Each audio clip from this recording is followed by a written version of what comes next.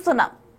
Constable, SI, operator వీళ్ళు ముగ్గురు మృతి చెంది ఆత్మహత్య చేసుకున్న ఘటనలో ఇప్పుడు మిస్టరీ కూడా వీడింది. అయితే దీనికి సంబంధించిన డీటెయిల్స్ మనం చూస్తున్నాము. అయితే ఎస్ఐ, కానిస్టేబుల్, ఆపరేటర్ వీళ్ళు ముగ్గురు మృతి చెందటానికి కూడా ఒక మిస్టరీ ఉంది. అయితే దీంట్లోనే ముందులో కూడా దీనికి సంబంధించిన వివరాలు అంటే సెల్ ఫోన్ ఆధారంగా దర్యాప్తు కొనసాగించారు పోలీసులు. అయితే దర్యాప్తు తర్వాత ఇప్పుడు వివరాలు వెల్లడించడం జరిగింది. అయితే వీళ్ళ ముగ్గురికి మధ్య కూడా గొడవ జరిగినట్లు గుర్తించారు. కారులో కూడా తొలుత గొడవలు జరిగినట్లుగా పోలీసులు గుర్తించారు వీళ్ళ ముగ్గురికి కూడా. అయితే ఎస్ఐ కారులో చెరువు వైపు వెళ్లిన ముగ్గురు కూడా కారులోనే ఎస్ఐకి, శృతికి, నిఖిల్కి వీళ్ళ ముగ్గురికి గొడవైంది. ఎస్ఐ కారులోనే వీళ్ళు అటుగా వెళ్లడం జరిగింది.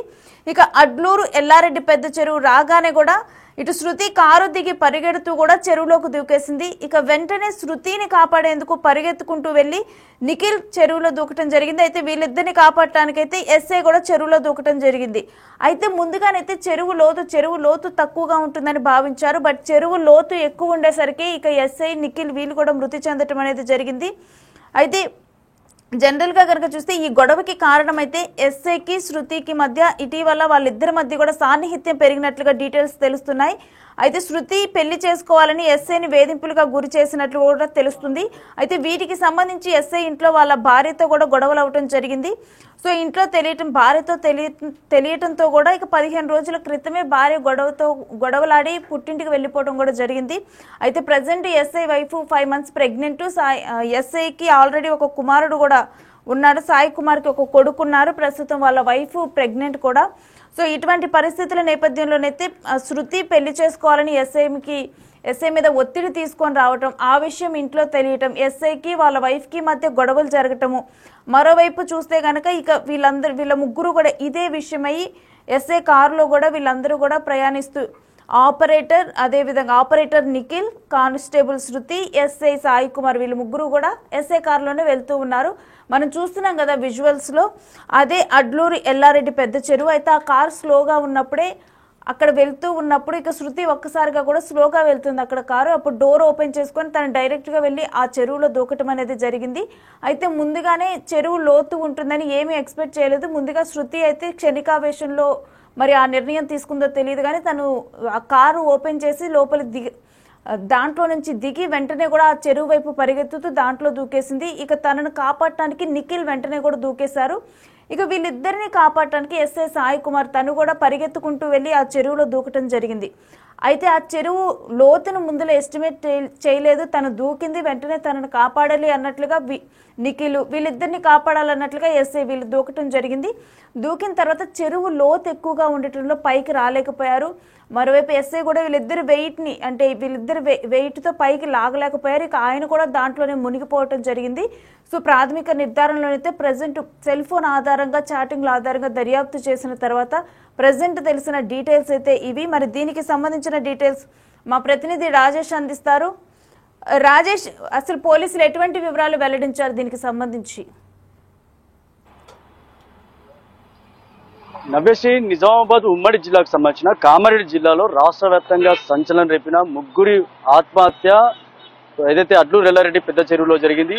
దీనికి సంబంధించి పూర్తి విచారణ ఇంకా కొనసాగుతుంది. మరో 2 రోజుల్లో ఎస్పీ సింధు శర్మ వివరాలు వెల్లడించే అవకాశం అయితే ఉంది. ప్రస్తుతానికైతే విచారణ కొనసాగుతుంది. ఈ విచారణలో నమ్మలేని విజయాలు బయటకు వస్తున్నాయి. ఎందుకంటే చాలా విషయాలు అంటే ఒక పక్కకు ఏదైతే బిక్కనూరుకు సంబంధించిన ఎస్ఐ సాయి కుమార్ కావచ్చు, బీబీపేటలో పనిచేస్తున్న కానిస్టేబుల్ శృతి కావచ్చు, ప్రైవేట్ గా పనిచేస్తున్న ఏదైతే ఒక సొసైటీకి సంబంధించిన పనిచేస్తున్న నిఖిల్ కంప్యూటర్ ఆపరేటర్ కావచ్చు, ఈ ముగ్గురి వ్యవహారం అంతా కూడా ప్రేమ వ్యవహారంగా కొనసాగింది. ట్రయాంగిల్ లవ్ స్టోరీలో ఇదంతా సూసైడ్ జరిగిందని చెప్పుకోవచ్చు. పెద్ద ఎత్తున సంచలన విషయాలు బయటకు వస్తున్నాయి. కొద్ది గంటలు దాటుతున్న కొద్ది సంచలన విషయాలు బయటకు వస్తున్నాయని చెప్పుకోవచ్చు. ఏదైతే ఎస్ఐ సాయి కుమార్ ఎవరైతే ఉన్నారో, సాయి కుమార్ కి శృతికి మధ్య జరిగిన ఏదైతే వివాహితర సంబంధానికి సంబంధించి ఇంట్లో తన భార్య ఎవరైతే సాయి కుమార్ భార్యకు గతం ముందుగానే తెలిసిందని ఇప్పటివరకే ప్రచారం జరుగుతుంది. అందుకుగానే ఏదైతే 15-20 రోజుల ముందు సాయి కుమార్ ఇంట్లో పెద్ద ఎత్తున గొడవలు కూడా జరిగాయని తెలుస్తుంది. అందుకు కారణంగానే సాయి కుమార్ భార్య పుట్టింటికి వెళ్లిపోయిందని కూడా ప్రచారం అయితే జరుగుతుంది. ఇప్పటికే సాయి కుమార్ కి ఒక భార్య, ఒక కొడుకు, అలాగే సాయి కుమార్ భార్య మరి గర్భవతితో ఉంది. అంతేకాకుండా చాలా సార్లు శృతి విషయంలో ఇంట్లో గొడవలు జరిగాయి కాబట్టి తను చాలా సార్లు నచ్చ చెప్పినప్పటికీ కూడా ఏదైతే వాట్సాప్ చాటింగ్ కావచ్చు, లేకపోతే ఫోన్ కాల్ డాటా కావచ్చు, ఫోన్ కాల్ చాటింగ్ కావచ్చు, చాలా సార్లు కూడా ఇంట్లో గొడవలు జరిగిన నేపథ్యంలో సాయి కుమార్ ఇంట్లో నుంచి సాయి కుమార్ భార్య పుట్టింటికి వెళ్ళిపోవడం జరిగింది. ఈ నేపథ్యంలో సాయి కుమార్ తీవ్ర మనస్తాపానికి గురయ్యాడు. అంతేకాకుండా ఏదైతే శృతి సాయి కుమార్ కి మధ్య జరిగిన ఏదైతే వివాహితర సంబంధం కావచ్చు లేకపోతే పరిచయం కావచ్చు, దాన్ని ఏ విధాలు అనుకున్నా కూడా ఏదైతే జరుగుతున్న ప్రచారానికి ఎవరు కూడా ముడిగట్టలేరు. కానీ ఏదైతే ప్రచారం జరుగుతున్న నేపథ్యంలో సాయి కుమార్ శృతికి మధ్య జరుగుతున్న ఏదైతే ప్రేమ వ్యవహారం ఏదైతే ఉందో ఆ సంభాషణలో ఇప్పటివరకే ఇంట్లో గొడవలు జరిగాయి. దానికి తోడు ఎవరైతే శృతి సాయి కుమార్ ని పెళ్లి చేసుకోవాలని చాలా సార్లు కూడా కోరినట్లుగా ఏదైతే బంధువుల మాటల్లో తెలుస్తుంది. అలాగే వివిధ కామారెడ్డి సంబంధించిన బిక్కునూరు కావచ్చు, అలాగే బీవీపేట సంబంధించిన స్థానిక ప్రజల నుంచి కావచ్చు, ఇలాంటి ప్రశ్నలు బయటపడుతున్నాయని చెప్పుకోవచ్చు. ఈ నేపథ్యంలోనే చాలా కాలంగా సాయి కుమార్ ఏమో బిక్నూరు పోలీస్ స్టేషన్ కి ఏదైతే బిక్నూరు పోలీస్ స్టేషన్ ట్రాన్స్ఫర్ కాకముందు బీవీపేట పోలీస్ స్టేషన్ ఎస్ఐ పనిచేశాడు.